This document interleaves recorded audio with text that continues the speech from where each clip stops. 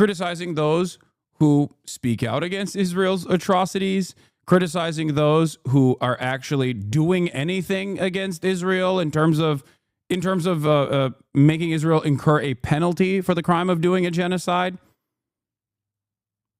What's the expectation here?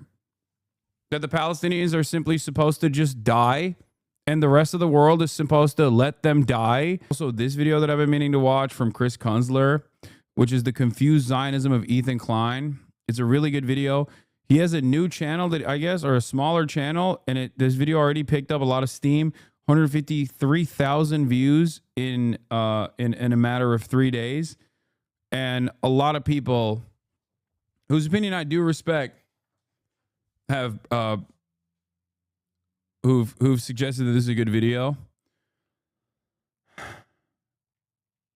The first 45 minutes of the debate is literally Doug complaining, not worth watching. No. I will watch the Douglas Murray one because I fucking despise Douglas Murray.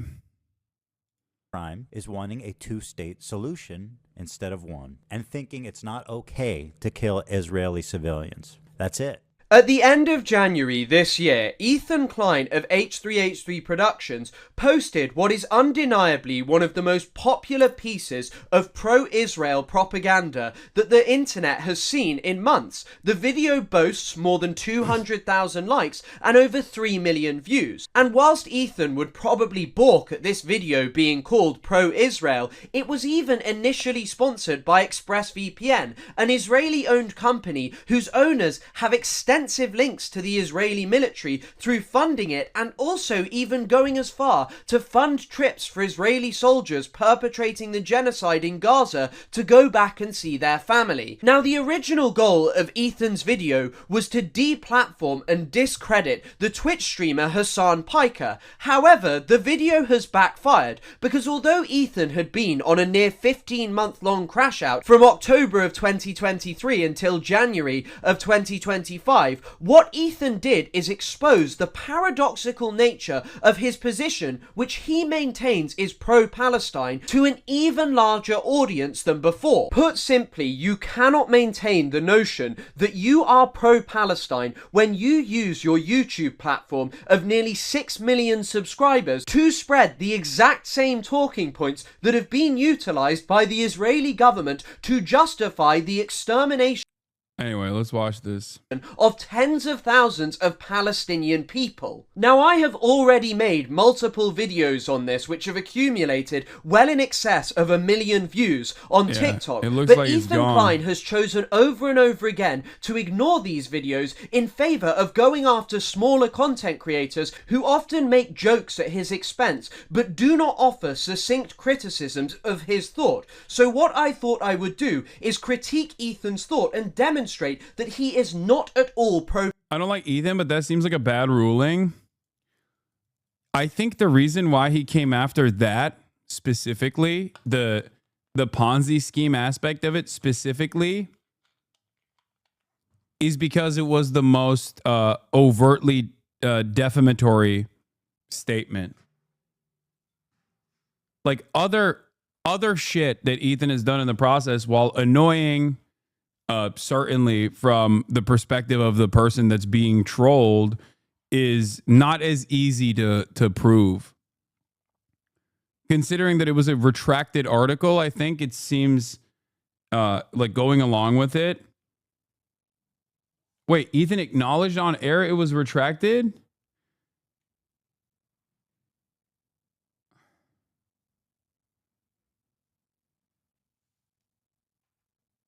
Like, I'm not in favor of any fucking billionaire being able, any wealthy person, whether it's Ethan Klein or Ryan Kavanaugh, being able to successfully stop someone from speaking, like, because you don't like what they're saying. Part of the reason why I'm like, part of the reason why I always say, like, I don't give a fuck about whatever Ethan is chirping about whenever people are like, why don't you sue him, is because I think it's like a very bitch-made thing to do. Even if it's like an open and shut, even if there's an open and shut case, like Ethan openly acknowledging that in his own words while sitting next to me, that like the brothel that I went to in like fucking 2010 getting raided for tax evasion in 2016, and then successfully suing both the police force and the Berlin government over defamation and winning. Like, he knew all of that and still went along with it recently, right? Like, implying a bunch of horrible things. Like, even if that in and of itself is like a fairly easy way to prove, especially paired up with like malicious intent, considering that he has said that he wants me to lose everything and that he hates me and all this stuff. I feel like there's a case there. I would never do such a thing because I think it's just stupid. It's a stupid thing to do.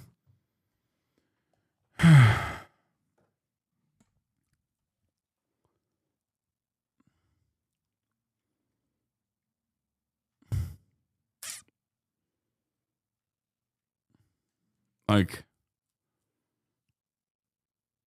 I don't know.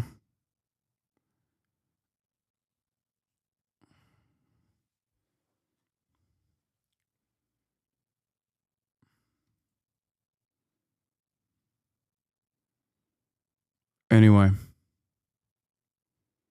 let's watch this. Palestine, because he is nothing more than a Westerner whose thought is dominated by Orientalism, and he therefore simply cannot offer a succinct political understanding of anything to do with the Middle East. Now, the concept of Orientalism was proffered by Edward Said. It was the first thing that I learnt about when I started my Middle Eastern Studies degree as an undergraduate back in 2019, and what it basically refers to is a distinction between them and us, them being non-Westerners and us being Westerners. And according to Said, this was produced through discourse, and what he meant by this was anything from travel writings, newspapers, stories, depictions, anything that you could think of which created a vision of people from the Middle East or the wider Orient. It is at its most basic media which seeks to create this distinction between them and us, and Ethan's video is a perfect example of it. Through this Orientalism and the discourse it produces,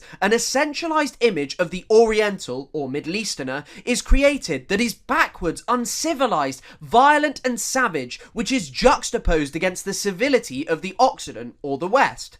Now, what is important to note here is that Orientalism is dialectical. It is not just about denigrating the other, creating this barbarous savage. It has always been about making Westerners feel superior, feel better about themselves, and so as to establish themselves as moral and enlightened, even when their politics and behavior shows an exact opposite. Ethan's content around Palestine is a perfect example of this. He consistently deploys Orientalism to assuage his own feelings and to maintain the notion that he is pro-Palestine, and so he never has to avow the disgusting right-wing talking points that he spreads and the violence that these inflict on Palestinian people. Take this part of Ethan's so-called content nuke, where he speaks gleefully about the assassination of senior Hamas figures. Disvalues, or, well, they were billionaires.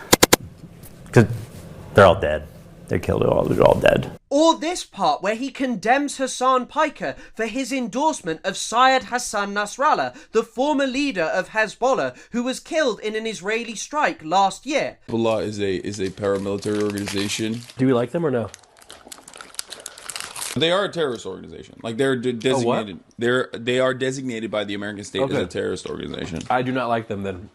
Well, like, I like what you like. I don't have an issue with them, let's just say. This is Hezbollah's leader, Hassan Nasrallah. According to Hasan Piker, this man is a brilliant freedom fighter. But before we get into that, let's see how he... Also, he stretched that statement as hard as he could, where I said, I don't have an issue with them, let's just say, to literally turn that into, he fucking... he fucking loves this guy, bro. Like, no explanation to undermine what I was saying. No context involved in that process. Clips are obviously cut. Did I say anything in between? Have I talked about Hasan Nasrallah extensively? He feels about Jewish people. Here are some choice quotes from Hezbollah. Also, then he turns around and fucking says that Hasan Nasrallah is anti-Semitic, which is ironic because one of his most famous statements is about how a lot of dumb Arabs are anti-Semitic when they don't realize that Israel is not operating at the behest of Judaism, but instead operating at the behest of American empire. Now, of course, if he was even remotely curious about even learning about his enemies, he would know that reality. But of course, he doesn't know that reality. If he actually had done his research on clips of mine, there are plenty of other clips where I've talked about Hasan Nasrallah or Hezbollah, as a matter of fact. Leader, Hasan Nasrallah. According to Shaul Shai, Hasan Nasrallah said in a speech delivered in Beirut, "What do the Jews want? They want security and money. Throughout history, the Jews have been Allah's most cowardly and avaricious creatures. If you look all over the world, you will find no one more miserly or greedy than they are." Now, at first, I was just going to let this section of the content nuke play because it seemingly shows anti-Semitic statements by the leader of Hezbollah. But a quick look into this shows that much like the rest of Ethan's video, the sourcing is just absolutely terrible. He has gone on Wikipedia and repeated unequivocally what is put on there without bothering to check the veracity of anything. So let's quickly go through them. The first quote comes from the book of an Israeli official, Shaul Shai, the former head of the IOF's military history department, a lifelong Israeli soldier. So it may be that this man made up his claims, especially since the articles he cites in his book are almost impossible to find now. And we all know that Israel, its government and senior officials don't necessarily love telling the truth. The second quote is not actually from Nasrallah. The source that Wikipedia cites is noted to be incorrect in this 2012 article. It is not a quote from Nasrallah. The third quote is perhaps the most outrageous of all of them cited by Ethan, because it is noted on the Wikipedia page that this is likely a lie. It literally notes that There's also direct quotes from him on camera, verbatim, talking about anti-Zionism and talking about, and for the record, make no mistake, I'm not here to fucking argue on whether or not Hasan Nasrallah has opinions that I agree with. There are certainly plenty of opinions of Hasan Nasrallah that I do not agree with, okay? Like opinions around gay people, or I don't even know. There's probably a million different things I don't fucking agree with Hasan Nasrallah. I still don't believe that he should have been assassinated alongside 2,000 fucking people in a Beirut suburb. Oh my God, what an insane fucking thing. I know.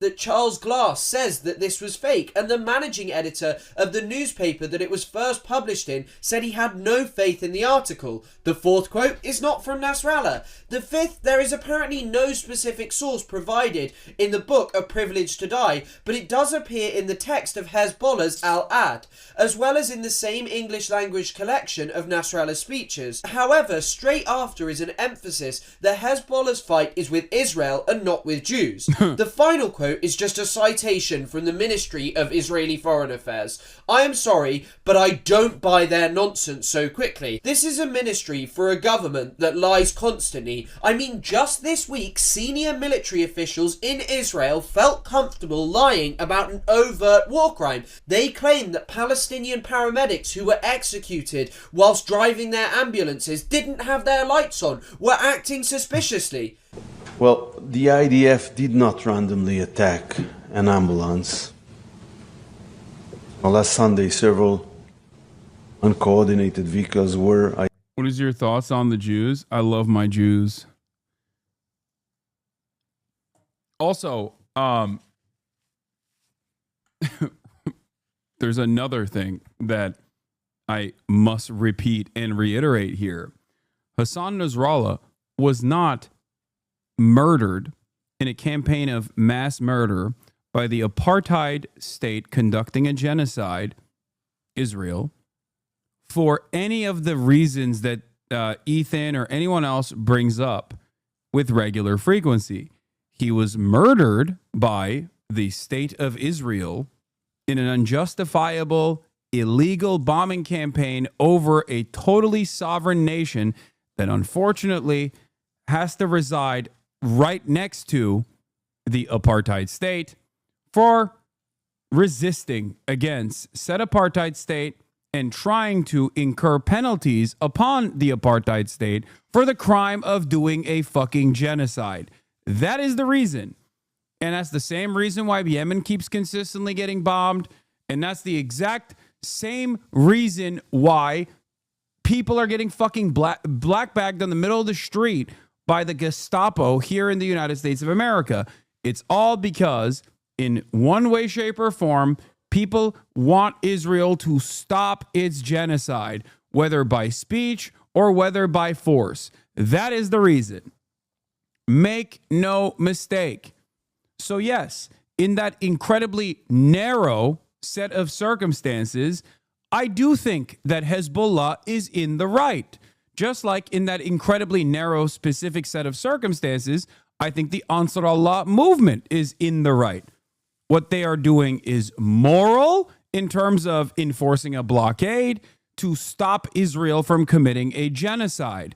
I think it's moral for Mahmoud Khalil to also protest against Israel on U.S. soil, where he also, on top of everything else, has the constitutional right to be able to do that.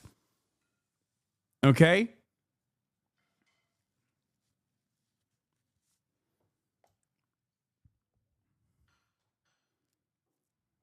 Identified advancing suspiciously toward IDF troops without headlights or emergency signals. And now there is literal video evidence showing the exact opposite. Israel will say and do anything because they rely on morons like Ethan believing absolutely anything because it fits with their narrative that the other are barbarous and evil monsters who commit crimes constantly. But then consider Ethan's reaction to this clip of his wife. Just the other day, Bibi fired a really good guy that a lot of people are pissed about, and he fired him because they had a disagreement, and that's like so Trump coded. Well, he was like a moderating voice in the war room. Yeah. And he got... How do you counter the talking point that they killed or starved 2 million people? Genuinely asking, what talking point? Who did this? Who killed 2 million people?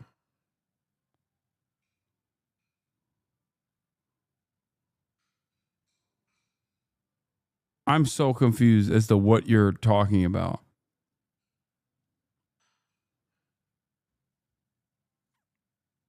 What, chatter, just say it's fine. You have probably been misguided. I don't know. What? The Yemen government? Do you mean the Yemen government in exile that is no longer entertained or recognized as the true government of Yemen? Is that what you're talking about?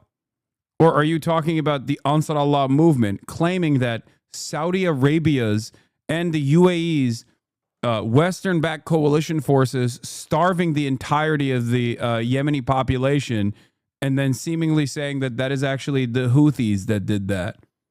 Because if that's the argument, yes, you're wrong. That wasn't the Ansar Allah. As far as the Yemen, the government of Yemen, I think you're talking about the government of Yemen in exile that was used as a puppet for the Saudi ambitions in Yemen.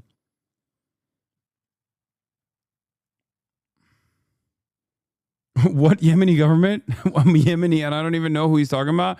No, I think he's doing this thing. I think he's doing this thing where people will say that like the shit that Saudi Arabia and UAE coalition forces did was actually because of all of those crimes are directly the responsibility of the Ansar Allah movement. I think he's misguided. Also, I don't think anybody, I don't know what the exact casualty numbers are, but I don't think even the Saudis killed 2 million people in Yemen, for the record. Yeah, no, I think Ansar Allah, no, they did not do that.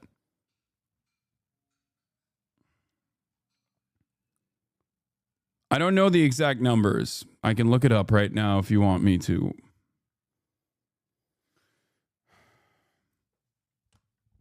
But I don't even know who would claim that there's a 2 million number anyway. I was making a pro-Yemen point on TikTok and someone said, but they starved 2 million people. Yeah, that person that you're talking to has no fucking idea what they're saying.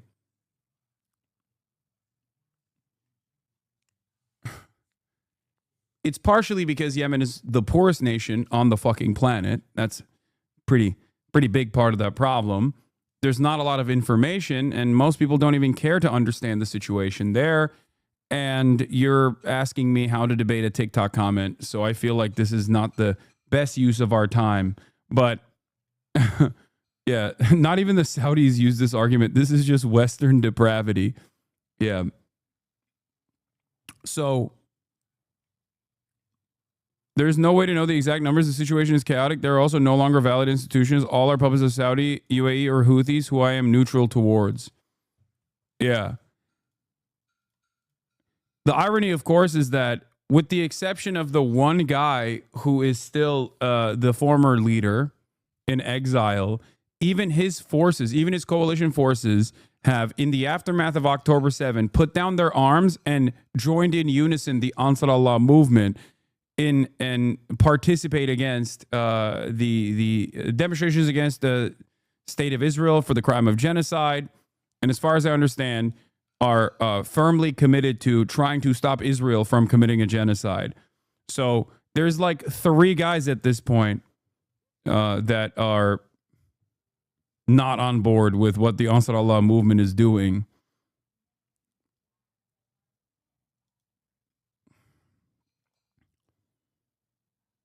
Where have you read all that? Read all what?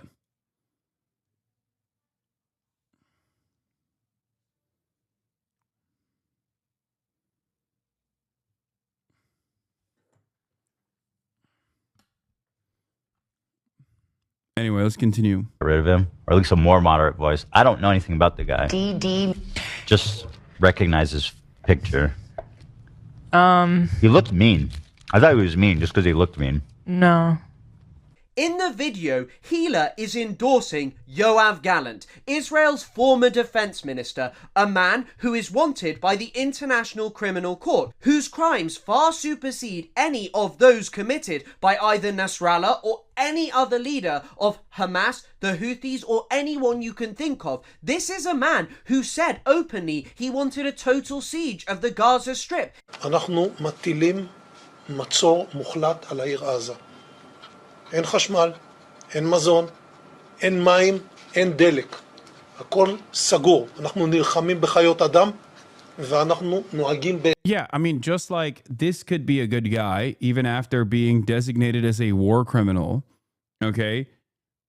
Ethan also does this exact same thing by falsely claiming that a TikToker dude who's 19 years old in Yemen is a fucking terrorist and a member of the Al-Houthi family, okay? Without any evidence whatsoever, and only evidence to suggest the exact opposite. Meanwhile, anyone, including those who have served in the IDF that might be very close to Ethan Klein, it's a bridge too far to call them a terrorist, even though the IOF is a terrorist organization, one that is far worse than Hamas, as a matter of fact. For the record, like, the standards are completely out of whack. He is the man who prosecuted the genocide, which Ethan loves to say that he opposed. And for the record, everybody knows, I hope at this point, what my opinion is. I am much more understanding than other leftists in terms of people who have served in any military, as long as their current actions reflect that they understand the wrongdoing that they participated in. And this is included but not limited to, you know, people who have become anti-Zionists in the aftermath of their service within the Israeli occupying force. There is, I think, because given my position, living in the heart of empire, living in a settler colony myself, I think I'm a little bit more understanding. It's if you are unapologetic and still continue to defend the Israeli occupying force, defend your service and all that, I think that's when we have disagreements. That's when I think you're not a good person. Just so everybody understands. Moses, and yet he let his wife take a break with almost no pushback, even though she referred to him as a really great guy. Hila and Ethan's claim was that they didn't really know who Yoav Gallant was or what he was like, even. But IOF and IDF are separate entities, because I thought IOF is the naming designation of the Israeli Defense Force. I refuse to call it the Israeli Defense Force because they're not defending themselves or defending anything really. They're defending an occupying force, which is why people who are pro-Palestine will often call the IDF IOF, the Israeli Occupying Force, because that's what they do. That's what they are doing. And I think that that's a much better naming convention for the Israeli Occupying Force. They've called moral defectors selfish for not serving. Oh my God, yeah. Just do some war crimes. What do you mean? Why do you care? Why do you care? Just do a couple war crimes, man. Come on. Though that clip of Yoav Gallant claiming that Israel was going to institute a total siege was noted by South Africa at the International Court of Justice and was a very popular clip for noting Israel's genocidal intent in Gaza. And so what I think that this is indicative of is either one of two things, which is that Ethan and Hila don't know anything about Israel-Palestine colonization and the wider Middle East North Africa region, which is undeniably true, or that Hila could not take the backlash when they avowed their actual views, which I think is the more likely of the two, because the idea that they just didn't know who Yoav Gallant was, one of the most senior figures in Israel's military, is fundamentally ridiculous. And so this would mean that Hila endorsed a man whose war crimes far eclipse any of those perpetrated by the organizations that Ethan thinks Hasan should be deplatformed for. Yeah, like, unironically, once again, Hasan Nasrallah, even if you were to add Hezbollah's actions in Syria, okay? Even if you were to add Hezbollah's actions in Syria, which, by the way, Ethan does, but in the dumbest way possible, which, once again, shows how little he knows about anything, where he erroneously says that Hezbollah killed 500,000 people in Syria, which is the most psychotic thing I've ever fucking heard, overlaid in front of a city that has been barrel bombed, with the implication that Hezbollah has a fucking air force, okay? How did they do that? How did they kill 500,000 people and get access to barrel bombs and an air force? Shocking number. Portraying in even a semi-positive light and offering context for why they do what they do. So why is it that Ethan just does not carry the same energy for when it comes to his wife in comparison to Hasan Piker? And what makes this even worse is that Ethan didn't just let Hila get away with this with basically no pushback. He actually took to his Instagram stories to defend her, arguing that the quote was... Like, there's also, once again... This is a 56-month subscriber, pro-aggressive Omar. Hezbollah helped the Assad regime murder nearly 1 million Syrians. At HasanAbi, what are you talking about? The idea that, once again, first of all, I'm not even defending Hezbollah's actions in Syria, but I'm simply defending an insane statement that you are making. You are doubling the number of total casualties on all sides with the assumption that it was Hezbollah and fucking simply the Assad regime's own military. Like, there's the Russian military's involvement in Syria. There's obviously Hezbollah is involved in Syria as well. There are literally coalition forces, including Salafists that the Turkish government trained, for example, including, which is also another extension of NATO, by the way. Turkey's actions in Syria are an extension of NATO, just so you understand, make no mistake. So they're still American-backed by way of Turkey. And then also on the other side, direct American and CIA involvement. Direct American and CIA involvement in terms of the militia movements, the Kurdish militia movements in the region, specifically in Rojava. I'm friends with someone who went and fought in Rojava alongside the YPJ. I'm very good friends with someone who fought in Rojava alongside the YPJ, as a matter of fact. I've had him on this broadcast on numerous occasions. Okay? Do you deny the demographic change by Hezbollah? No, I don't know what the fuck. No, I don't know what you're talking about. I've never said anything about...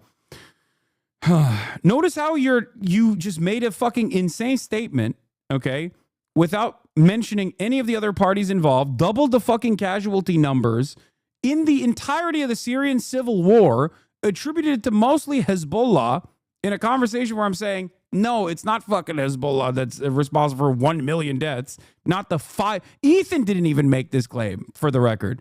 Ethan said 500,000, which is the total number of casualties in the Syrian civil war. I was in the process of explaining that Ethan is wrong for saying Hezbollah killed 500,000 people in Syria. It's fucking ridiculous. Okay? You doubled that number, said it was Hezbollah, and when you recognized that you were in the wrong, you turned around and moved the goalpost to something different. What are we doing? The fuck are we doing here? Following is 2406, but a 56-month sub. No, he is. He's a long-term community subscriber who probably fucking unfollowed and then refollowed. As a result of being after October the 7th. I mean, he doesn't provide this kind of charity to people like Nasrallah or people from Lebanon, people in the Houthis or wherever, who have suffered under Western imperialism and larger terror attacks than October the 7th. No, he just thinks that this applies to Israelis only, and he doesn't seem fussed that his wife endorsed a man who referred to Palestinians as human animals, because whilst he seeks to make the distinction and say, oh, he was probably only talking about Hamas, the thing is that this was the man who oversaw the Gaza genocide that Ethan says he condemns, but he doesn't mind this man referring to Palestinians as human animals so as to establish them as subhumans worthy of death. No, he thinks that that's completely fine because he was a moderating voice who wanted to end the war. But he didn't want to end the war because of his opposition to the Gaza genocide. He just wanted to end the war because he thought all of Israel's aims had been achieved, and that no more aims could be achieved via military means. So all of the destruction and mass killing that was already perpetrated in the Gaza Strip, well, he thought that was enough. This isn't even the first time that Ethan or Hila have displayed their love for a figure who is undeniably implicated in racially... Hasan, I'm telling you, you're not accurate. You're not accurate on Syria. With all love and respect, my people and I experienced the brutality of Hezbollah, not you nor Ethan. Dude, I'm not saying Hezbollah was a good force in fucking Syria. I'm simply stating that Hezbollah nor the Assad regime murdered 1 million Syrians, even though the total casualty number is closer to 600,000. And yes, a big part of that was Russian military involvement and the coalition forces under the command, or at least the directive, of Bashar al-Assad. There has never been a moment where I've defended Bashar al-Assad. I do not defend him at all. Okay?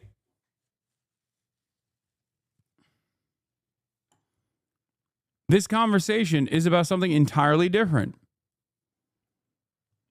I'm not saying Hezbollah in Syria was a force for good.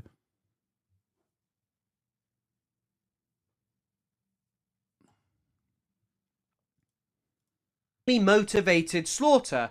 Take George Bush, for example, who in this 2017 clip, Ethan says he loves. I gotta tell you, I saw George Bush on what was it, Jimmy Kimmel? And I was like, man, I love this guy. I love George Bush. As a dude, fucking... George Bush, he's got a lot of character. He's a bro, dude. You know, he's like painting. He just made a book of portraits. He's drawing portraits of veterans. This was a guy who said he wanted to launch a crusade in the Middle East and then went on to do so. And the American people are beginning to understand. Now, this crusade, this war on terrorism, is going to take a while. Slaughtering hundreds of thousands of Iraqi people, all in the name of oil, something which Alan Greenspan, the former chairman of the Federal Reserve, literally admitted in 2006. Hey, this is journalism. It's so weird. It's so weird. Motherfuckers want journalism, and when I'm trying to do journalism, they go, "Why are you doing that?" What do you mean? I'm just chilling. We're just having we're just vibing. Yeah, we're just vibing. We're vibing big time. Hasan uncritically interviewed this kid for about an hour. It was the most brazen display of disgusting terrorist propaganda that I have maybe ever seen in Western media. So if a 19-year-old from Yemen, who isn't even actually a member of the Houthis, but simply supports them, is an evil terrorist who shouldn't be allowed a platform, what does that make Ethan and Hila, people who endorse war criminals responsible for the slaughter of far, far more people than the Houthis? Left. Once again, also, Hila was in the Israeli occupying force. And not only that, but also literally participated in a raid in the West Bank, which is illegal. Okay? Israeli military presence in the West Bank is illegal. Ethan himself has said that West Bank settlers are open season targets. What the fuck?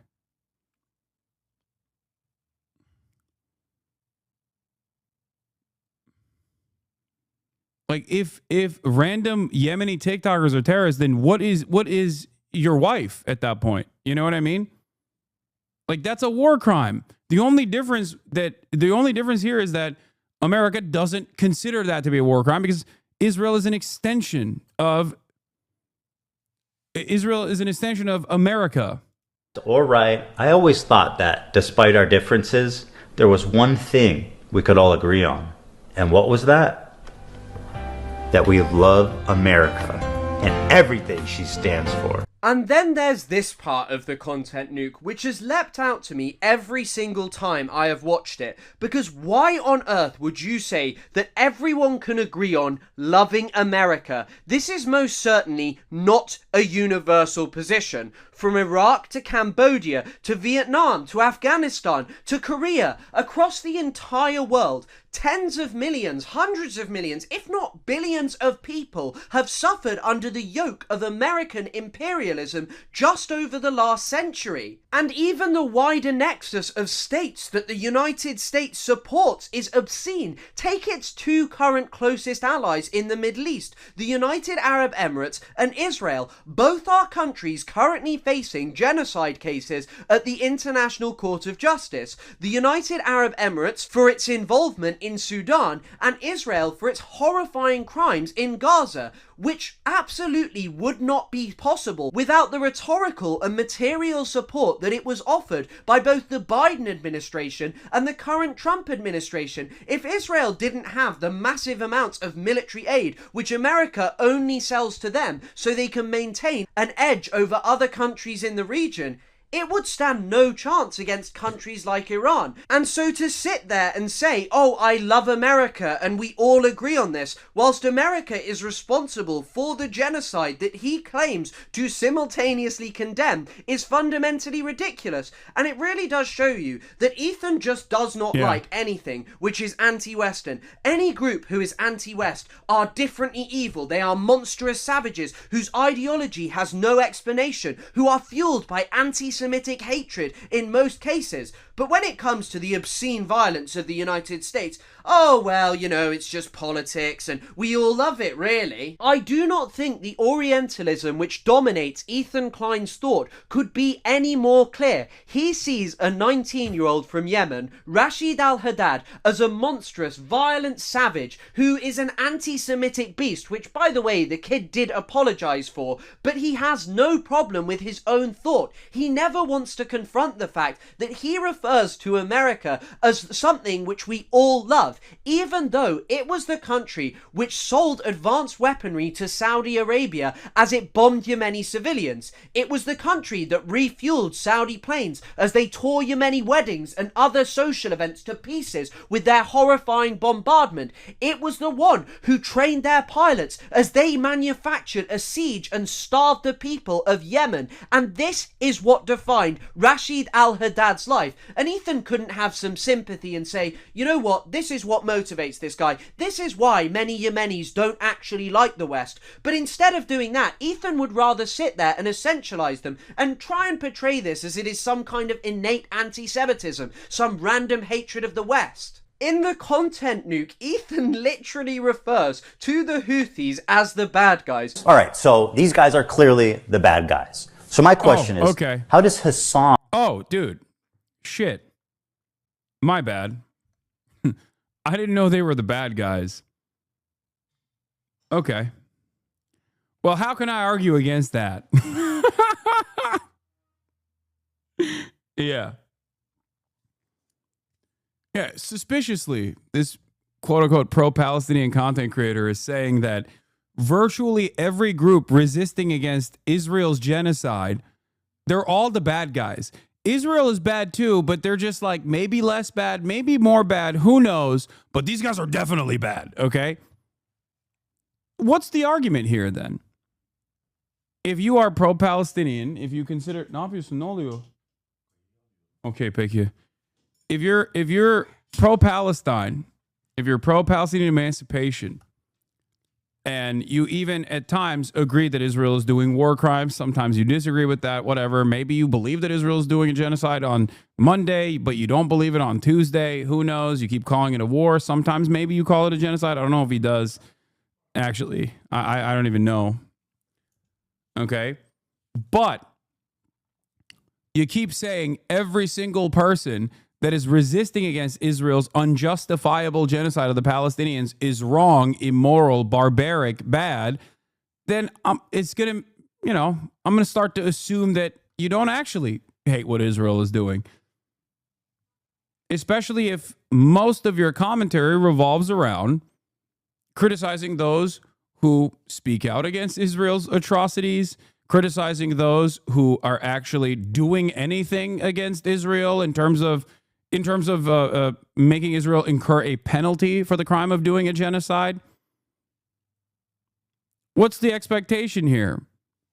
That the Palestinians are simply supposed to just die and the rest of the world is supposed to let them die and then turn around and say, oh, we felt so bad. Is that what it is? So we can feel good about ourselves? Do a land acknowledgement?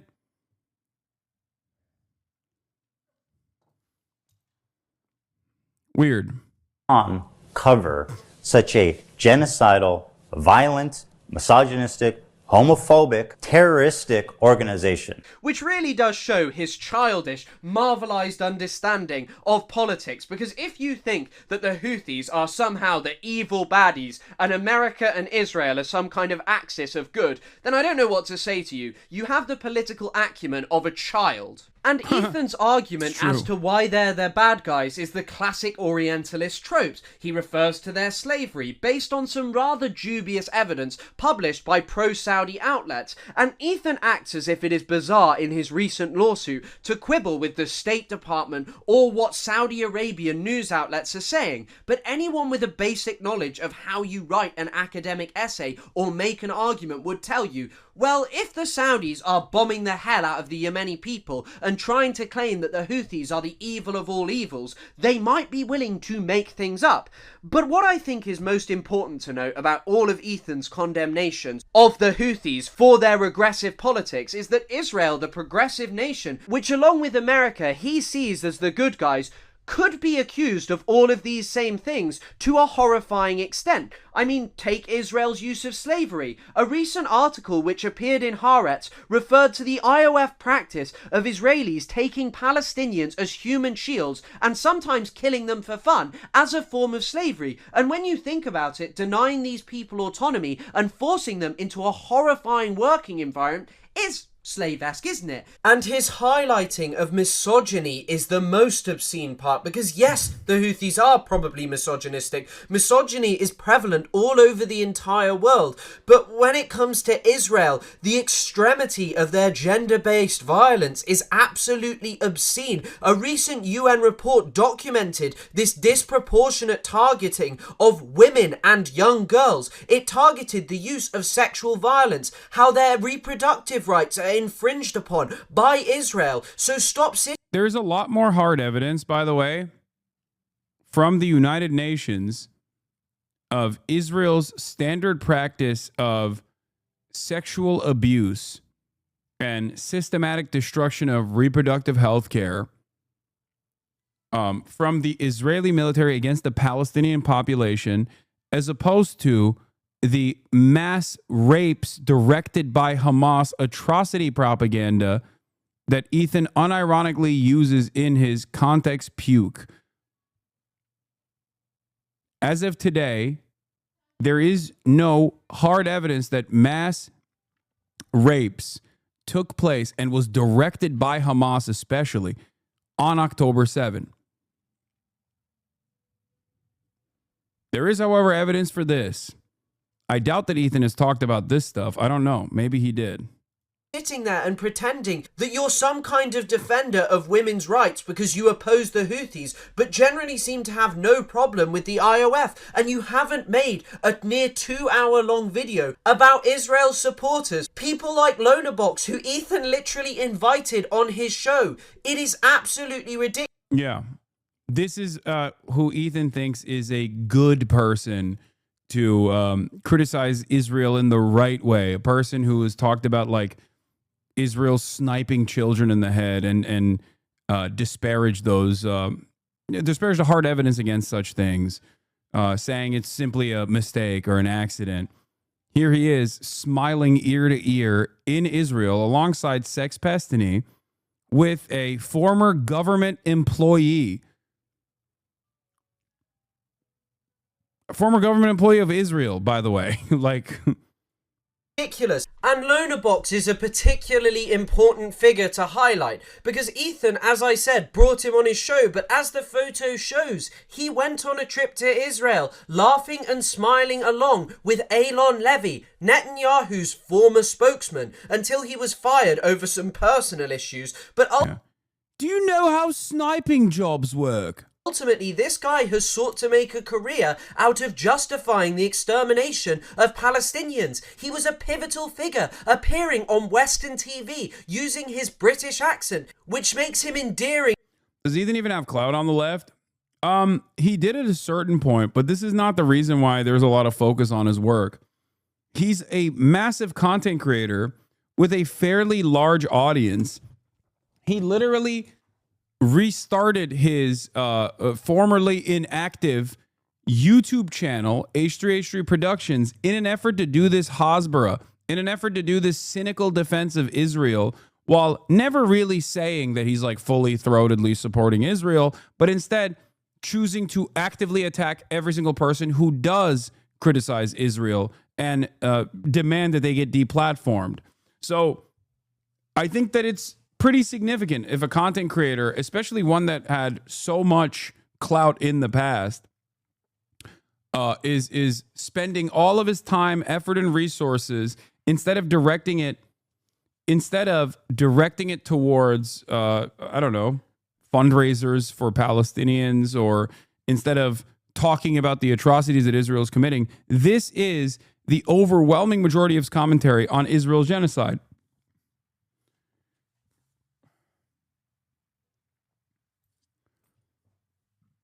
He goes after content creators no matter how large or small.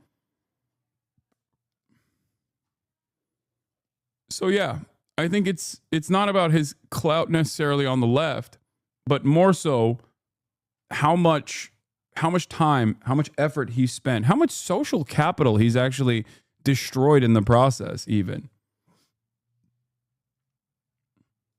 Ethan never had leftist clout. He had normie clout amongst mostly people who are, not meaning this critically, but the most common memesters normies. Yeah. to Westerners to justify the extermination of Palestinians, to lie about what was going on in Gaza so it was plausible for Israel to carry out its genocide. And since this point, he's continued making videos, including one from the other day where he explained why Palestinians had no right to the West Bank.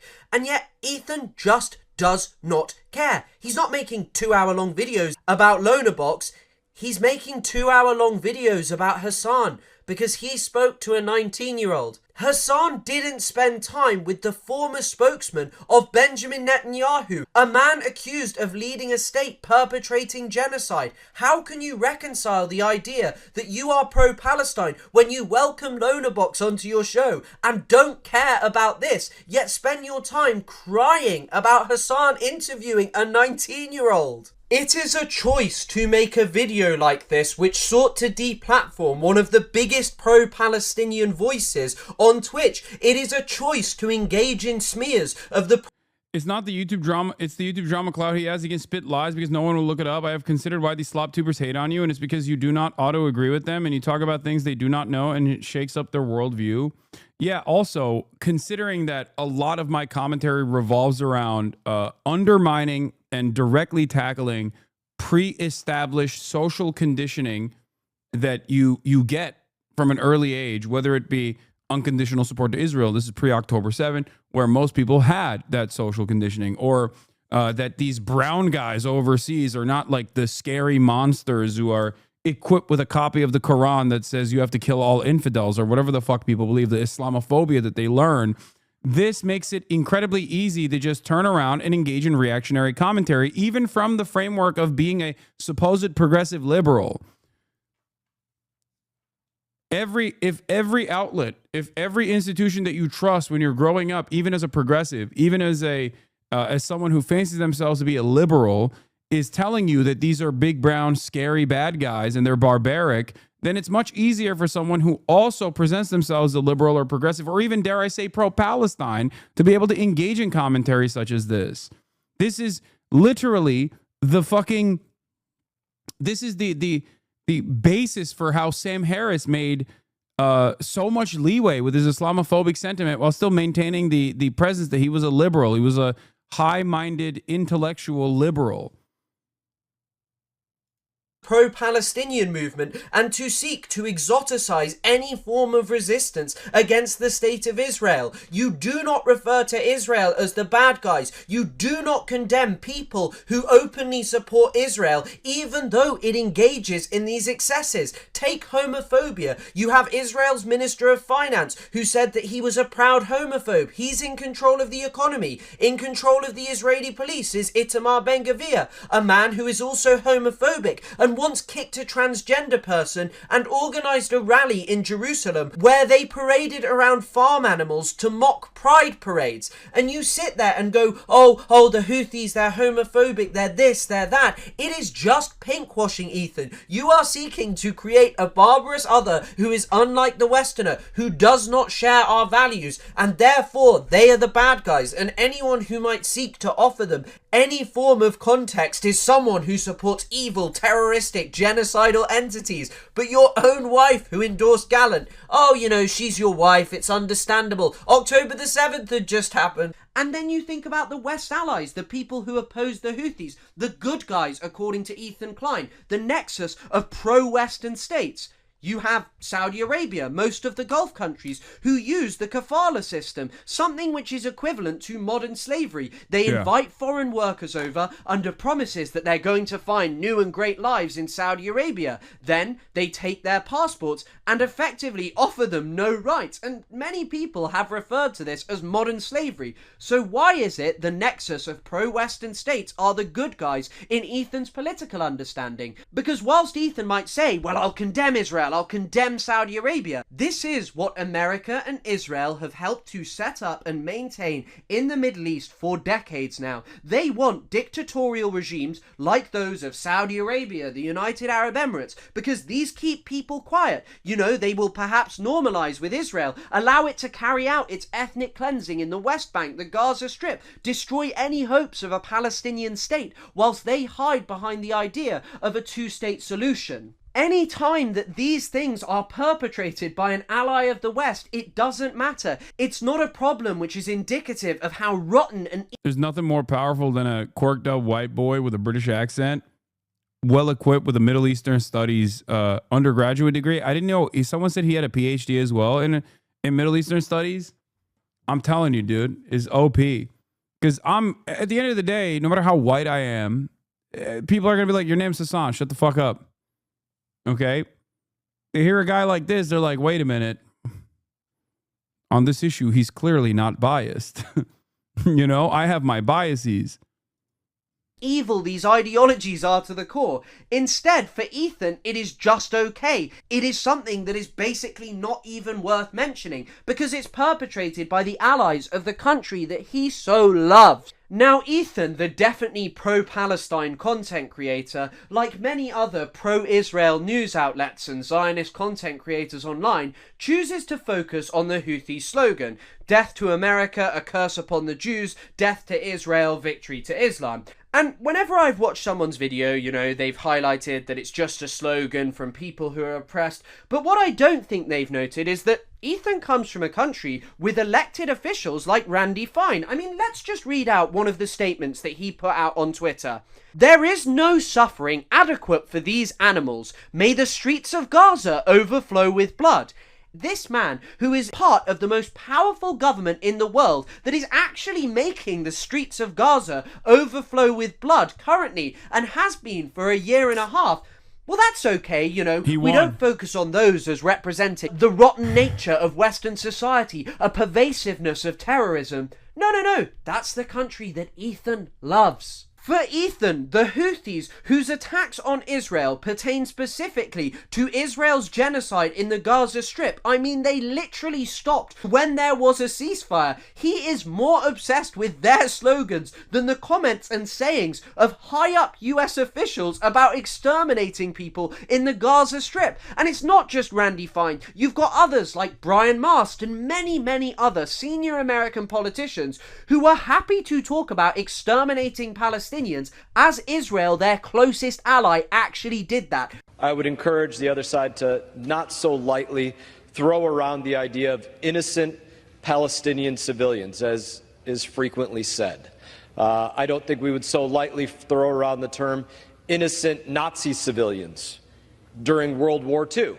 The Houthis are not doing that. Theirs may be a slogan which people find offensive. However, ultimately, they are not actually perpetrating the things that they are claiming. But let's not just focus on America, the head of the snake. Let's also focus on Israel and the slogans that they love, because they're part of Ethan Klein's magical Avengers team who fight against the bad guys like the Houthis, Hezbollah and Hamas. But here's an article by the Israeli Gershon Shafir from 1984, who notes that at present Arabs are compared in sophisticated religious exegesis to the 7 Canaanite nations and to Amalek, and in a popular utterance to a donkey. Now, I think that this is particularly important because what you have here is documentation from the 1980s, before Benjamin Netanyahu had ever been Prime Minister, of Israelis referring to Palestinians as Amalek, a biblical enemy of Israel who must be wiped from the face of the earth. The same with the 7 Canaanite nations,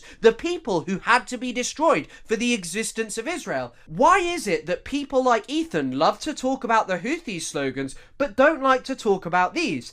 And this isn't even where it ends. What I'd also like to note is that in the 1980s, the slogan... For the record, the Houthi movement, the Houthi movement's banner and its slogan saying "a curse upon the Jews" is, yes, absolutely unacceptable. But I think Norm Finkelstein's assessment on the situation is poignant, where it is the banner itself is directly as a consequence of Israel's actions, as Israel is seen as the only expression of Judaism in the region that every single person has experienced. That's the only thing they know. That's what it is. There's a very different attitude, and the statement Jews and Israel are interchangeable in the region. We look at this conflict from Western sensibilities and fail to recognize that difference. I'm not plucking my beard. I'm plucking my mustache.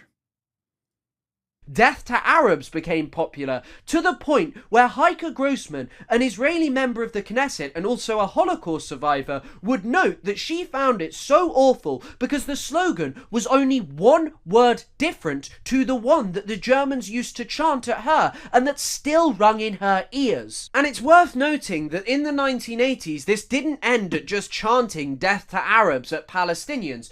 No, multiple Palestinians were attacked, and the Israeli press made some shocking discoveries in the Israeli military. They found squads of Israeli soldiers referring to themselves as the Mengele unit, who had extensive plans to mass murder Palestinians. I've seen discourse of the slogan is calling Israel to curse upon the Jews and not the Houthis cursing the Jews. No, I don't think that that's the case. I mean, I doubt it. I think that's just, again, Western copium from people who are anti-Israel. Hot take, Ethan knows he's in the wrong. He knows he's out of his depth on this issue, but he's built too big a hole for himself to climb out of. His ego won't let him. It's like when I know I'm wrong, when I get a fight with my little brother, but I keep fighting anyways because I don't want to look dumb. Yeah.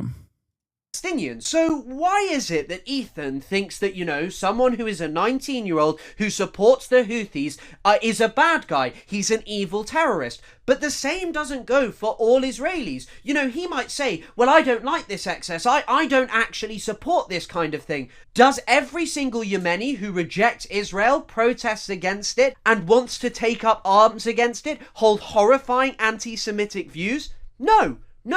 There are many who just oppose the state of Israel because its treatment of Palestinians and hold a strong disdain for America because of what it has helped to do to their country for decades. But luckily for Ethan, you know, this was the 1980s, the chant death to Arabs, it's not so popular anymore. You know, just a couple of fringe Israelis, they were the guys. It's important to know the Houthis are Zaydis. The Zaydi imamate in Yemen was very beloved by Yemeni Jews. When the Zaydi imam was killed by Republicans, a Yemeni Jew poet wrote a requiem for him, like Jews lived in Yemen since biblical days and did not face a single pogrom or prosecution like in Europe.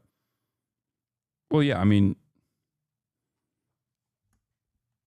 initially, pre-Israel, the entire MENA region, straight up, across the board, with some exceptions of like Christian-backed pogroms under the Ottoman rulership, was seen as a safe haven as opposed to Russia or Western or Eastern Europe, as a matter of fact.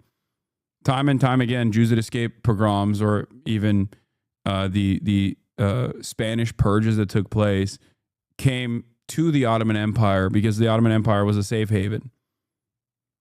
What about the tax under the Ottomans? Every non-Muslim paid a tax in the Ottoman Empire. They were able to freely practice their religion and do whatever they wanted.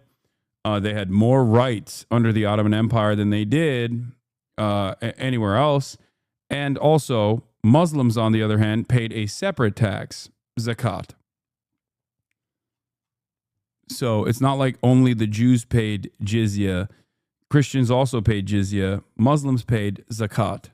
Chanting it and stuff, you know, not everyone. Oh wait, hang on a second. One of its key proponents who used to chant it a lot, Itamar. Yeah, and the jizya tax was lower than the zakat, and also did not come with an obligation to fight as well. You didn't have to serve in the military, unless you were Dev Shirmeh, which is very different. Dev Shirmeh is a practice of taking non-Muslims from a young age and then training them to become some of the best fighters in the Ottoman Empire. Anyway, I'm diving into the weeds of fucking Ottoman history now, so I'm not gonna do that. Ben-Gvir is now Israel's Minister of National Security. Oh, it's okay though. He doesn't actually say. I hate it when you talk about this. You fail to recognize that some things are the other way around, sometimes unfortunately too, but it's okay. We will have a conversation about minorities in the Middle East later.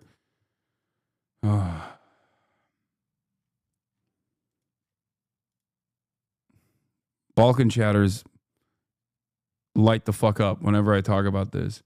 It's not something that I am defending. I am not defending any of these practices. I do not think that the Dev Shirmeh system was good. Okay?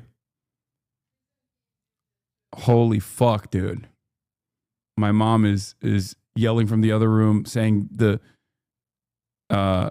Byzantines used it as well.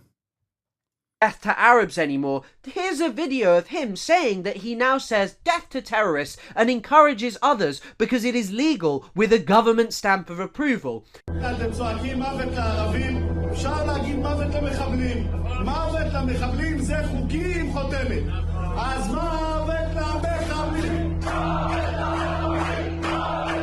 But when you consider that this man refers to all Palestinians as terrorists, including the mother of an autistic Palestinian who was murdered in cold blood by Israeli security forces, what is there to say? This guy has transformed Israel's prisons into even worse torture dungeons than they already were. I mean, there's decades of the horrifying treatment by Israeli prison officers of Palestinians, but it's only worsened in recent years.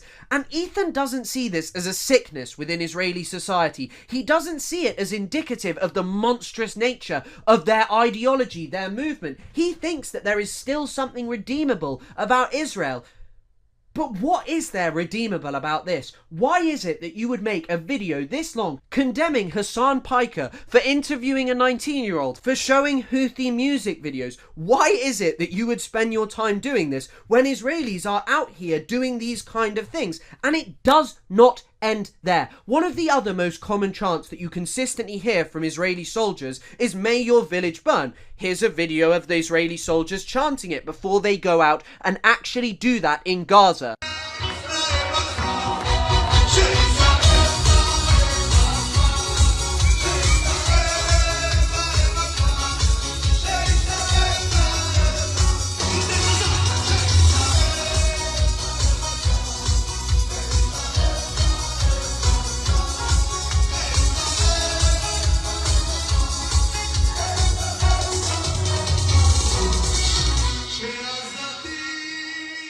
Let it burn, baby, this house is on fire.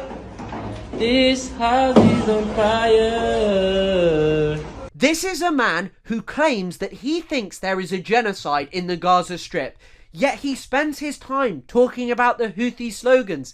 He doesn't talk about the Israeli slogans. He doesn't talk about this as a sickness in Israeli society. I have said it over and over again. He sees Yemenis and Middle Easterners who are not Jewish from Israel as monstrous savages, whose ideologies are different, whose motivations are different to those of Israel, Jewish people and Americans. He is a man who exceptionalizes the state of Israel in order to make himself feel better about his horrifying right-wing views which justify the slaughter of scores and scores of colonized people across the entire region. But all of that's okay because, as Ethan puts it, they're the bad guys. Israeli Rudy was saying that Palestinians are taught at 2 years old to kill Americans. That's pretty spicy. Yeah. Do we have that one? Like Kamala, the other one. I could add it. You're excusing people being burned alive and kids being murdered. You're saying Israel does that on the daily. Okay? Now, I'm not denying that. I'm not denying that. So are you denying that? So are you not denying that? So are you Now look, I don't want to critique Ethan's personal relationship with his wife, Hila Klein, or the Raider of Ramallah as she is sometimes known, because it's ultimately unimportant for this video.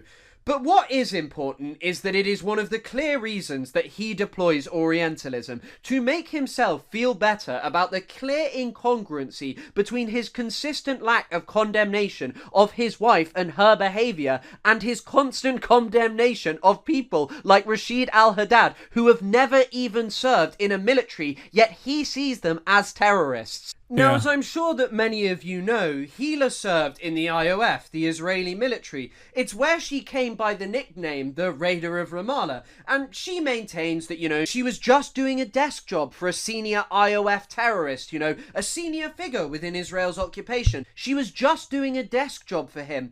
But then she got bored and one day wanted to go onto a raid in Ramallah, a space which Ethan refers to as a terrorist city. Just watch this clip.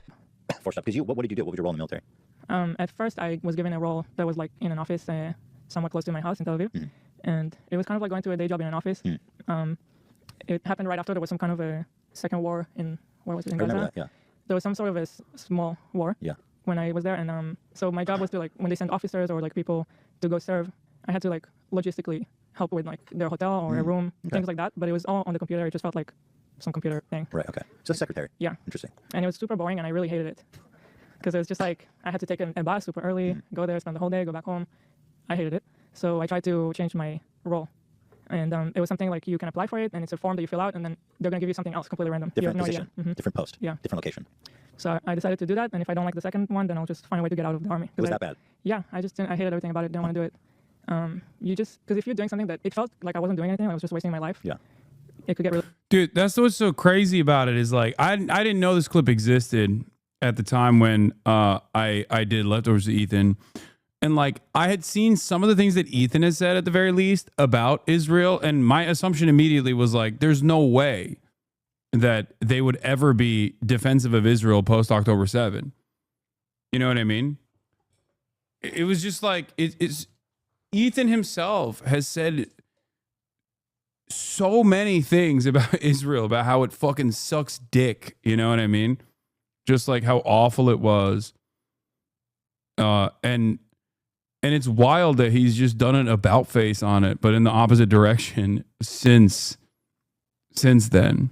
Really frustrating. I don't know. Right. And you got to do it for 2 years. Right. So I filled out that form and I tried it, and then I somehow ended up in a better place that I liked a lot more. Before it was a daily thing where you go back home every day, and the new one was in a way that was a base that was far from my house. So you go there for the whole week and then you come back for the weekend. So you preferred that? Were you gone for a week? I did. Interesting. Why? It was kind of like just more of an adventure, more of a different experience that I preferred than to just go to a boring job, sit on the computer and go back home at the end of every day. I don't know. Were you doing secretary work there? So yeah, I was the secretary of the head of the. There's like I don't know the terms in English from the army. Right. Who's that officer? So I was in Duchifat, which is like a brigade, I guess, that's in charge of the area of Ramallah, and that brigade has like a main officer. So I was his secretary. Okay, so you were right below the big boy. Cool. So it was nice. It was interesting. It was more demanding in a way, but also kind of more rewarding because you told me once you went on like a mission with them to like a terrorist city. Yeah. That was kind of a crazy story. Yeah. So my officers and like the soldiers in that brigade, they would go every night on a raid in Ramallah to arrest terrorists, and so that nighttime raid by people who were also in the Israeli occupying forces that then joined Breaking the Silence, which is a philanthropic organization comprised of former Israeli occupying force vets who are against the occupation, has been clearly branded as an act of terror, for the record. It is not to arrest terrorists. You would be the terrorist by the legal standard in that instance. You're not supposed to be there. You're not supposed to be there as an occupying force. You're not supposed to be there with arms. Israel's illegally occupying Ramallah, as well as the rest of the West Bank. Make no mistake. Okay? And the purpose of those night raids is not to actually arrest terrorists. The purpose of those night raids, which, by the way, everyone's a terrorist according to Israel. The purpose of those night raids is to instill terror. Ironically enough, it is to make your presence known, to constantly be a force upon the Palestinian population, an illegal force. This isn't like just immoral. It is also illegal. So I always saw them preparing for it and leaving, and then I would stay in the base. So a big part of this also was documented in the now Oscar award-winning documentary, No Other Land. Actions such as the one that she partook in. Time I wanted to go with them just to experience it. Why, you just were all of a sudden had an urge to go with them? I just wanted to see what it's like. I wanted to see it. And there you have it. She did this because she was bored. So why doesn't Ethan condemn her as an evil terrorist? Why doesn't he think that she should be destroyed along with members of the Houthis? What is the difference between her and a Yemeni person who hasn't even fought against another country? Well, let's actually just have a look at more of what these two have to say. To serve like everybody else in the country. I mean, it's a very selfish move to decide, okay, I'm not going to do it, but everybody else will. Like Israel as a... I think here they're talking about me not serving in the Turkish military, by the way, if I'm not mistaken. As a place, the mentality of growing up there, like everybody feels an obligation to protect, to serve, to nurture this place that feels like the only place in the world where they can live and be Jewish and not be like discriminated against. I mean, when you're growing up with constant terror attacks, the army is a necessity. Yeah. And I'm sorry if people think that's a controversial statement. That is the reality of Israel. Oh my God. So, Yes, you're right. The army is a necessity. If you're a fucking occupying force, of course the army is a necessity. You're constantly terrorizing people that you're illegally occupying the lands of. Yeah, no other place on the planet except for the apartheid state of Israel where Jews can be totally safe.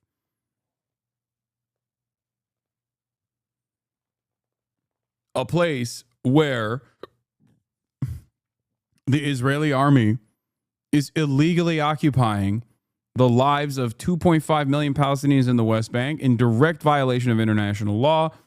And also on the other side, another 2 million Palestinians in the beginning of Israel's genocide. Now those numbers have reduced, according to Trump's estimate, to like 1.7 million Palestinians in the Gaza Strip, dominating their lives, killing them every single fucking day. That's the only way that Jews can be safe in Israel. What a ridiculous crock of shit. I maintain the position that no country has simply a right to exist, but a country like Israel that is set up as an apartheid on the principles of ethno-religious supremacy with an exterminationist ideology on indigenous soil that they seek to eradicate and seek to destroy certainly does not fucking have a right to exist. That's ridiculous. This is not a controversial statement at all. Does Nazi Germany have a right to exist as a nation state doing the fucking Holocaust? No? Okay, then Israel doesn't either. Person to decide I'm not going to do it is a very selfish decision, because meanwhile you're not doing it, everybody else is doing it and putting their life on hold. Very important years of your personal development, you're putting it on hold to go do this, and it helps nothing with your career afterwards. You finish it, then you start your, you don't even your need actual to defend life. yourself. It's just normal. And I just want to note something before I analyse this clip here. Lying for Ethan and Gila is a very dangerous game, because you have published the vast majority of your life on the internet for well over a decade now. I've been watching you since I was 14, really. And what you said, first of all, was that, you know, Gila didn't actually want to serve in the IOF, that, you know, she was kind of forced to. But I think... Maybe clarify by saying no country has a right to exist. That's what I said. I literally started off by saying that. That was the first statement I made. Like, the idea that like any country has a right to exist is a silly one to begin with. Like, people have a right to exist, okay? But it's so funny. You didn't hear me say exactly those words verbatim and said, hey man, you better clarify. I think what's becoming clearer is that both of you are letting the mask slip more and more, because in that original clip you claimed, oh, it was mandatory and all of these things, but now Ethan is saying that it is a necessity, and Gila is saying that people who don't serve are shameful. That's not really congruent with the idea that you didn't want to serve, is it now? And Ethan and Gila are claiming here that the IOF is a necessity because of the really serious threats that Israel faces, terror every single day. But what are these threats? Where do they come from? Is there any context to them? Or are they just the result of the barbarous anti-Semitism that Jewish people face every single day in the Middle East? Well, of course they're not. And it's so ridiculous for Ethan to sit there and claim that he is pro-Palestine, because once again we can pick apart another part of his ideology. So Ethan says in the content nuke that he thinks Israeli settlers in the West Bank are colonial settlers. Condemned Netanyahu as a war criminal. They're led by Netanyahu, who should resign in disgrace and go to prison for being a war criminal. Called the West Bank settlements an abomination. Settlers in the West Bank are religious zealots, they're monsters, they're genocidal. I've even said the West Bank settlers are valid military targets.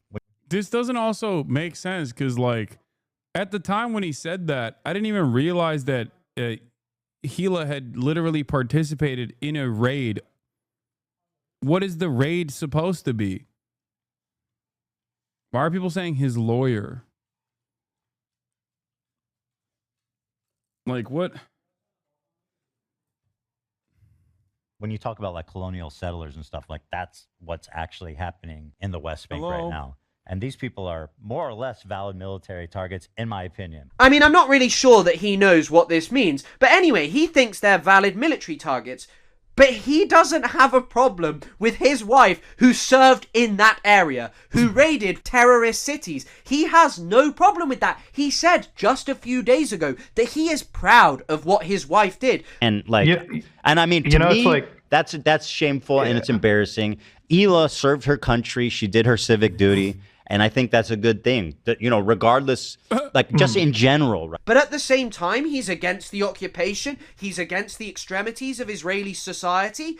What does he think Israeli soldiers do in the West Bank? They're not just having fun or protecting Israel. They are maintaining Israel's colonial regime in the West Bank. They are there so as to ensure that the Israeli occupation does not face any form of serious resistance. She was arresting people, most likely for opposing it. Who knows whether that was via armed resistance or peaceful means? I mean, Israel doesn't make a distinction. It doesn't even offer people trial before it begins its horrifying torture of them. I mean, Ethan Klein is a guy who claims that he thinks that there is a genocide going on in Gaza, yet simultaneously thinks that it is shameful not to serve in the Israeli military, that it is some kind of necessity. It doesn't. This is the problem. You have to look at like the overwhelming amount of his coverage on this issue to get a good grasp of like what he truly believes. Because there have been instances where he has said the things that he just added onto the fucking context puke. Ironically enough, the major inconsistency that is that's a great demonstration of this, a great demonstration of the other inconsistency we're talking about is the fact that he also brings up the $6,500 donation that he made to my fundraiser. Okay. That fundraiser where we raised, alongside this entire community, where we raised $1.6 million, I believe, in the immediate aftermath of October 7. He uses that to say, look, I'm pro-Palestine. Look, I gave $6,500. Like, how could I be anti-Palestine? And then he chooses to deplatform the guy whose fundraiser he gave money to, and also has continued to say, oh, these guys raise funds, the Creators for Palestine charity that we also set up together. That charity is negligible. It's meaningless. It's so stupid. My $6.5 thousand, on the other hand, very, very important. Very important. It doesn't make any sense. Like, do you see the inconsistency there? On the one hand, he thinks it's fucking stupid to fundraise for Palestine. But on the other hand, he uses that as a form to say, look, I'm pro-Palestine. You see? This is inconsistent. How does no one see this in his audience? It's just like on basic principles. This is an inconsistent position to have. Does this guy think that actually talking about Palestine and Israel on the internet is securing him? Every single time he opens his mouth, he puts his foot in it because he has no understanding. He has no coherent position. He just condemns the excesses of Israel without ever confronting what he actually supports. And I mean, he claims that Israel is under threat. He does it in the content nuke as well. He claims, oh, you know, Israel's under these threats. It has been since it was established. But where do these threats come from? I mean, Hezbollah, for example. What is the actual context of it? Well, Israel invaded Lebanon in 1982. Hezbollah largely came from that. It gained legitimacy through fighting against Israel, through driving them out in 2000, driving them out in 2006. It became popular. Lebanese people liked it because it stood up to Israel. And by the way, the crimes that Israel has committed against the Lebanese people are truly unbelievable. Since the ceasefire came into effect, who is the one terrorizing the people of Lebanon? Who is the one consistently carrying out bombardments during a ceasefire? It is absolutely obscene that this man sits here and tries to overplay the threats that Israel faces that come from its settler colonial nature. And the same goes for the terror attacks. Look, innocent civilians being killed is not a good thing, but Ethan claims that he opposes colonial settlers. He claims that he thinks there is a genocide. He says all of these things, but he lets his wife go on about how there are terror attacks every day. Does he not see that since the inception of the Zionist project in the early 20th century, Palestinians realized that they had to resist against what the Zionists were doing? They knew that the Zionists wanted to build a state that did not involve the Palestinians, where the Zionist project would be dominant over them. And so Palestinians have resisted ever since that date. And Ethan even seems to say that he thinks settlers in the West Bank are valid targets, but he doesn't carry that same energy for people who settle outside the Gaza Strip, who live on the lands of the people who were expelled to Gaza in 1948 during the Nakba. He doesn't. Ironically, this is something that I try to get him to understand as well. Doesn't care about that, you know, that doesn't matter. He's more interested in trying to talk about the Mizrahi Jewish people brought over to Israel after the expulsion of the Palestinians, rather than talking about the suffering of the Palestinians and actually contextualizing why they might resist. What is this?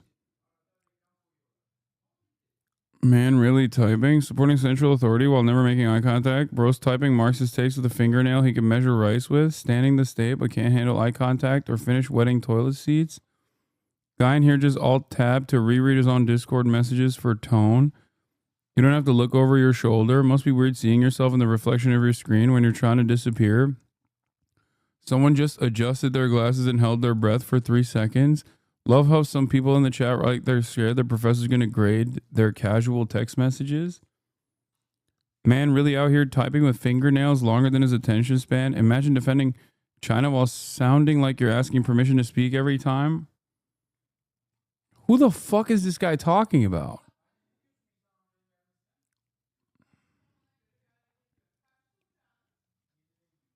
Is he talking about me? What the fuck? Are you all right, dude?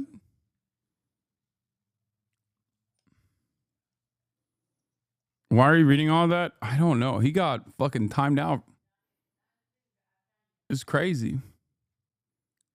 I think he just needs medical attention. Would rather resort to, as he did with the Houthis and any other group, claiming that they are some kind of violent anti-Semitic savages. For Ethan, militant groups in the Middle East are irrational savages who carry out violence against Israel and America because of their horrifying ideologies. But people like Hila, who serve in the Israeli military, an entity who, as I have said over and over again, engages in all of the crimes which Ethan allegedly so hates, he thinks that that is a necessity. He thinks that she is some kind of rational person. But what is rational about defending the colonization of an indigenous people's land? He says that he thinks Benjamin Netanyahu is a war criminal, but he thinks it's necessary for Israeli soldiers to serve in it, and he thereby condemns the tiny amount of Israelis with an actual conscience who don't serve and go to prison for a few months. People like Tal Mitnick, who I've actually spoken to, who I said over and over again, oh, it's a brave thing what you're doing. And he said, nah, laughing my ass off, it's the bare minimum. Because the truth I've had Tal on this broadcast as well. Is that how can you sit there and say, oh, I think there's a genocide going on. I think that Netanyahu's a war criminal. But not say, actually, it's wrong to help and aid and abet that. Hila served in the Israeli military on the back end of the Second Intifada, a period which is often portrayed as explosive Palestinian violence, where poor Israeli civilians were targeted for no reason. But it, of course, has context. It came after a major provocation by Ariel Sharon, and it... Murad is watching me right now from right now. He's standing right next to me, away from the camera. And I said, what's up? What are you doing? And he went, Philip DeFranco is not live this week, so I'm forced to watch you instead. I need to beat his ass, dude.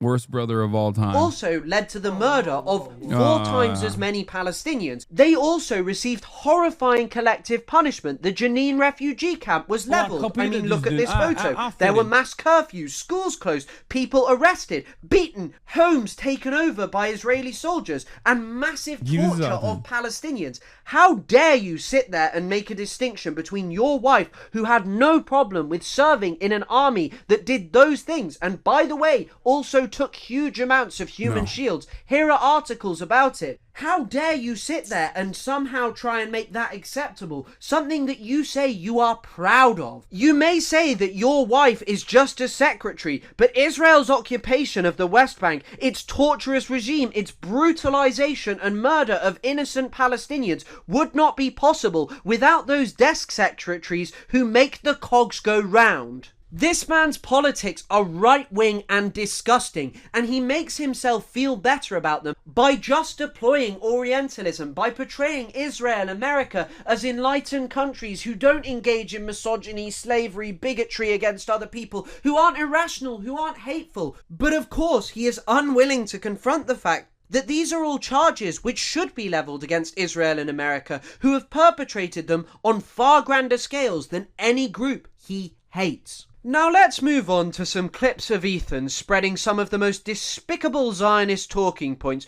that have been utilised to perpetrate Israel's horrifying crimes in the Gaza Strip. When civilians fucking get murdered in Gaza, that's a dub for Hamas because it raises creates more pressure on Israel from the outside forces. He's got more people talking, more people outraged. So it's both. It is both Israel is blowing up buildings and killing a ton of innocent people. But people who pretend that Hamas is anything but a fucking barbaric terrorist group that intentionally kills its own people for political gain is lying to themselves, dude. Holy shit. They literally put fucking command centers under hospitals. That's not even debated. It is. They were keeping some of the hostages in. It's actually not debated, but not in the direction that Ethan thinks. Yes, it's not debated because Israel made this false claim, and then nobody really followed through on it when they showed zero evidence to suggest the matter. So the idea that Hamas puts command and control centers is not debated is a correct statement, just not in the direction that Ethan thinks. He's wrong. In hospitals too. It seems like a lot of them ran through hospitals.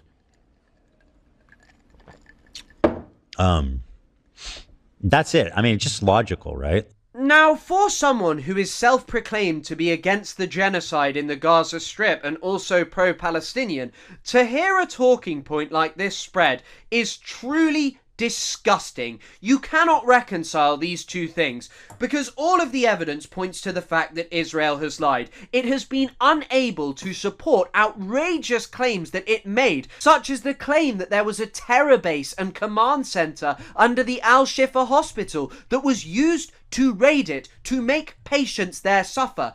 And I mean, babies literally died in their incubators because they had to be left. They rotted and decomposed because of talking points like this. Israel has struck and targeted hospitals over and over again because of talking points like this. It has arrested Palestinian doctors, tortured them to death, perhaps even sexually, like Adnan al-Bursh. But for pro-Palestinian anti-genocide Ethan Klein, there's no debate about it. But that's just not true. Just a few months ago, one of the International Criminal Court's lead prosecutors, Andrew Cayley, noted claims of Hamas in hospitals had been grossly exaggerated.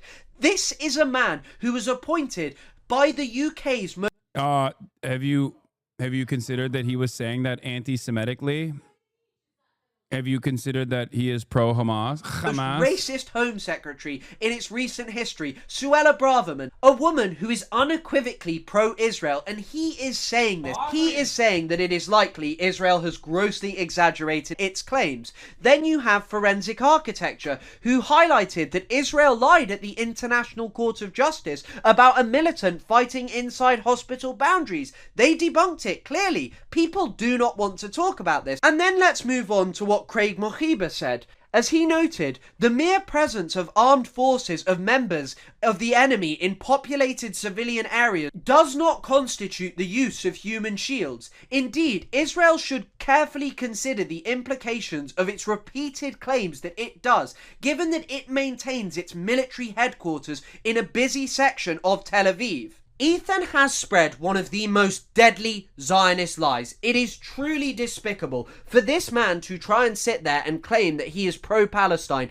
is utterly obscene. And it's provable that the Israeli military just make up numbers when it comes to claims about terrorists or militants. You had this Haaretz article which stated that of 200 people who crossed an arbitrary line invented by Israel, which they executed, less than 10% of them had any link to Hamas. Or you have this article from the BBC about Israel's bombardment of Lebanon, where Israel made the claim, oh, we were bombing a Hezbollah command center, we were only targeting militants, we were eliminating Hezbollah commanders. But of the 73 people killed, only 68 of which could be verified, likely because they were torn to shreds and their families will never even get to bury them. Only 6 of them had links to Hezbollah's military wing. None of them held a senior rank. The other 62 of them were civilians, 23 children. And they were killed. And Israel lied, and people like Ethan believe it, and they show it to their audience of millions of people. Tell them these kind of lies that are currently killing people in the Middle East. These are the claims which undergird Israel's genocide. This is the way that the consent is manufactured, which makes Israel's slaughter possible. This is why people are so anti-Israel, America, and the media in our countries. And as I have said over and over again, to the point where it is getting tired, for someone who claims to be pro-Palestine and anti-genocide to say these things is despicable, but it still shows you his Orientalism, this distinction in the way that the other fights. They are savages who lie, who want their own civilians killed, not like Israel. No, Israel's a moral nation. His wife was in their army, it's something that he's proud of. And I'd like to end with a very short segment about the recent anti-Hamas protests in Gaza that Ethan, like many other liberals who purport to be pro-Palestine but in reality are Zionists, has not been able to get over. Ethan said you wouldn't have a career if you didn't have a podcast with him, Lamau. I think I'd probably have a better career right now if I never encountered Ethan Klein, if I'm being totally honest. A big part of his haters... And even like members, like a lot of content creators on the left put me in the crosshairs for my association with him and started dunking on me way fucking harder. Like it was definitely a reputational hit. You hadn't heard that, Lamau? No, I had not heard that. The reason why Ethan had me on as a co-host on his podcast was not because he was giving me a leg up. The fuck? I was averaging 30,000 viewers back then. The fuck is he talking about?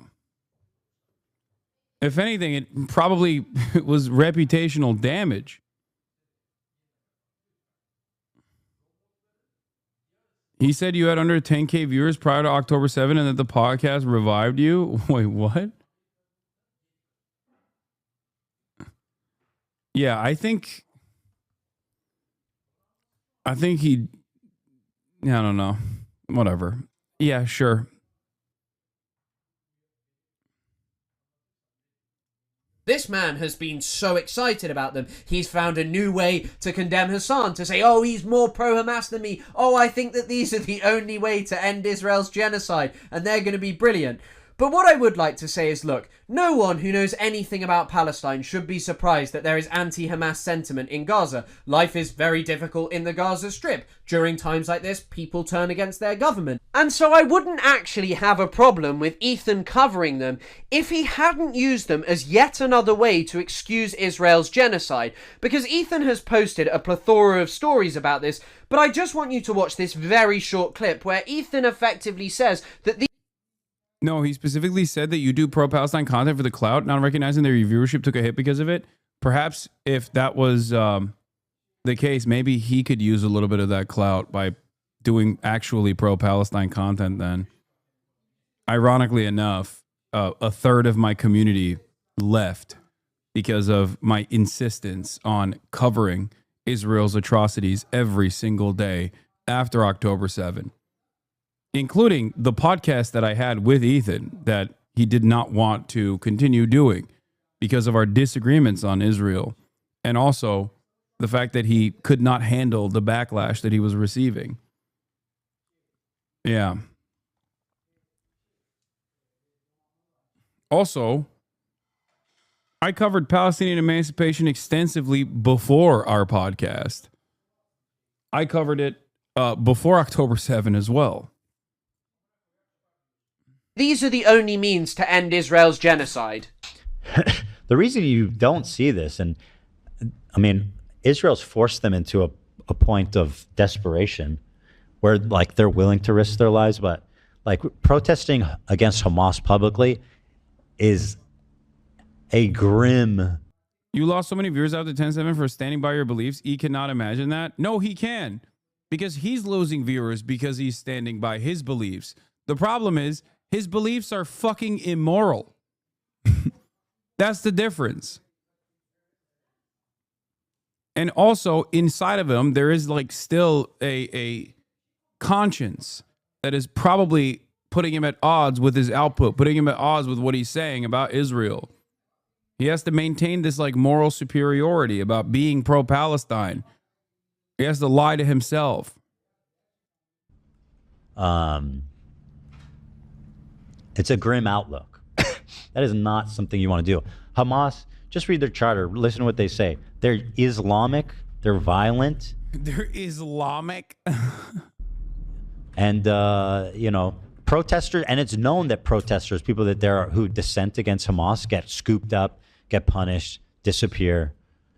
Now, if at this point you don't believe that Ethan is Orientalist and creates a distinction between them and us, he literally refers to one of the reasons for Hamas being so dangerous as them being Islamic. I think if I were to say that Israel is the way it is because it is Jewish, he would make videos about me calling me an anti-Semite. Oh, It yeah. is Oh, yeah. Oh, yeah. 100p. 100p. As a matter of fact, he does that anyway. Like, he does that when people make the distinction between Zionism and Judaism, which is the truth, by the way, despite the endless efforts to conflate the two falsely. Ethan will turn around and say, all Jews are Zionists, and you're basically just substituting Jew for the term Zionist. So much so that his advocacy on the matter, paired up with the Anti-Defamation League, also known by its common name, the Apartheid Defense League, went and got the term Zionist barred. In Twitch TOS, they made Zionist a protected subcategory. It would be like Twitch saying, yeah, you can't say Nazi. It's a protected category.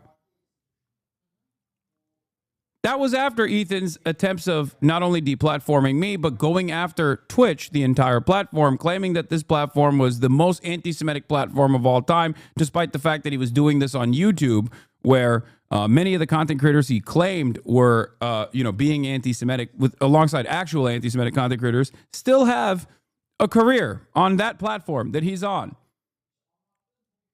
completely insane that he would say this, especially when you consider that Israel's violence against non-violent protesters is off the charts. During the First Intifada, a mass uprising that was largely non-violent, Israel deployed some of the most horrifying torture that you could possibly imagine. And you can read about how horrifying this torture was in texts such as On Gaza Beach. Yitzhak Rabin, someone who is considered one of the most peace-loving Israeli prime ministers, issued an order to break the bones of non-violent protesters. And this isn't something that went away. Bro is still obsessing over Ethan, not like he makes a comedy podcast. I don't know. I don't think it's really funny to do genocide defense over and over again.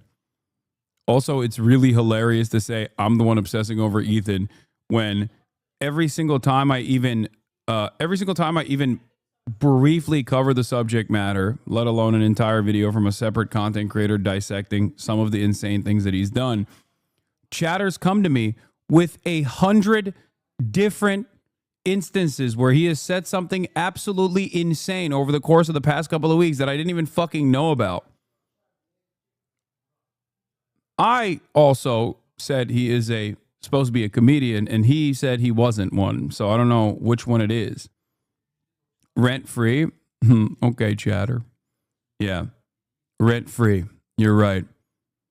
So rent free that the person that I'm rent free in the mind of is saying he wants to sue me and apparently talk to a fucking civil litigator the other day about possibly getting me charged with promoting domestic terrorism. How many Instagram stories have I made about Ethan Klein? How many Instagram stories he's made about me? How many episodes has he talked about me? How many episodes has he dedicated entirely to me or my friends?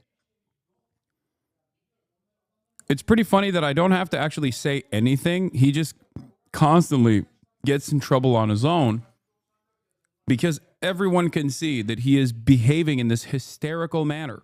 Israel's response to the Great March of Return, a march that initially was not supported by Hamas, although later they didn't come out against it, but was largely non-violent. Israel responded by shooting Palestinians. Look at this one, where an Israeli sniper brags about maiming 42 Palestinians in one day. These were horrifying, traumatic injuries that led to people losing their legs and being unable to walk. But Ethan would never dare to say that Israel is an innately violent country, that it is this way because it is Jewish. No, because that's not acceptable. But when Ethan accused Sam Cedar of saying the N-word, then stories about the backlash by talking about you? What?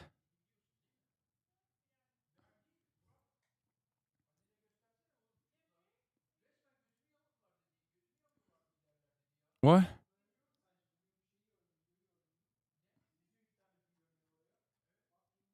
When it comes to Muslims and people from the Middle East, he sees them as different. He sees the way they behave. He said you watched that clip yesterday, Lamau. As unacceptable because of where they come from and because of the fact that they challenge the dominance of the West and Israel.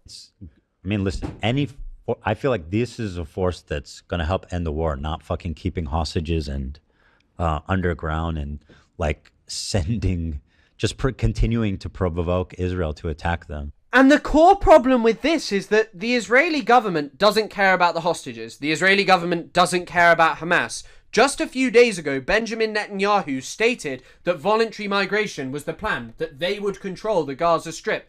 That's it. They're not hiding it. It's a plan. Anyone can discuss it with them.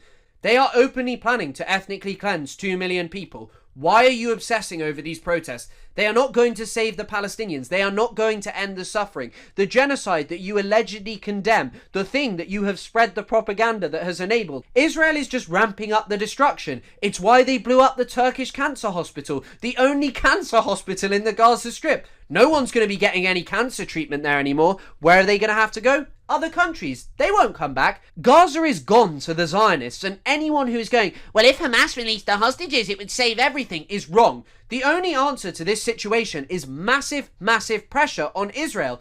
But that's not what Ethan wants. Ethan is planning on taking a trip to Israel to show you its real side. But what real side is there to Israel when it is a country that is openly planning to perpetrate the greatest crime of the 21st century? You can say, oh, I don't like Netanyahu, I don't like this, I don't like that. It won't change anything. The Israeli military that you are proud of your wife serving in is going to expel millions of Palestinians from Gaza. Then it will turn on the West Bank. Then it will turn on Palestinians inside Israel proper. And you want to go and show your supporters this wonderful side to it. It is one of the most obscene and shocking things that Zone of interest, straight up, has come out of Ethan Klein's mouth over the last year and a half. Because it is not only that as he goes, Israel will be implementing its plan to expel 2 million people, it is also that what he loves and enjoys about Israel is inextricably linked from the dispossession, marginalization, and extermination of the Palestinian people historically, the Nakba, the consistent displacement of Palestinians. But it is also linked to the fact that only a few hundred miles away, if even that, in the West Bank, Palestinians will be being expelled. Communities will be being wiped away. There will be violent pogroms against Palestinians. And Ethan is just going to ignore it. He will not care because he wants to show you the real side. But the two are inextricably linked.